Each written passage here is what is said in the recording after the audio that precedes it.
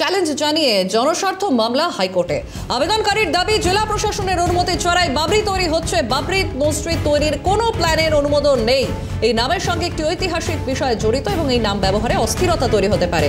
আমরা কথা বলবো, ফোন লাইনে রয়েছেন প্রতিনিধি অভিরূপা হাজরা। অভিরূপা, হুমায়ুন কবিরের এবার বাবরির সিদ্ধান্তকে চ্যালেঞ্জ। কবিরের বাবরি মসজিদ তৈরির সিদ্ধান্তকে চ্যালেঞ্জ জানিয়ে জনস্বার্থ মামলা কলকাতা হাইকোর্টে। আবেদন কুনাইন রেজা এবং আবেদনকারীর দাবি, জেলা প্রশাসনের অনুমতি না নিয়ে বাবরি মসজিদ তৈরি করা হচ্ছে। বাবরি মসজিদ তৈরির কোনো প্ল্যান বা অনুমোদন নেই। বাবরি মসজিদ নামের সঙ্গে একটি ঐতিহাসিক বিষয় জড়িত, ফলে এই নাম ব্যবহার করে মসজিদ তৈরির ফলে সামাজিক অস্থিরতা তৈরি হতে পারে। বাবরি মসজিদ তৈরির সিদ্ধান্তের ফলে সংবিধানের 14, 21 এবং 25 নম্বর অনুচ্ছেদ সাংবিধানিক মৌলিক অধিকার লঙ্ঘিত হবে বলে মনে করছে এবং আদালত অবিলম্বে নির্মাণের উপর স্থগিতাদেশ জারি করুক, এই দাবি নিয়ে কলকাতা হাইকোর্টে জনস্বার্থ মামলা রুজু।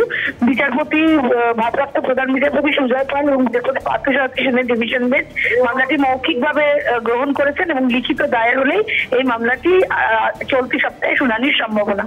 বেশ, ধন্যবাদ অভিরূপা।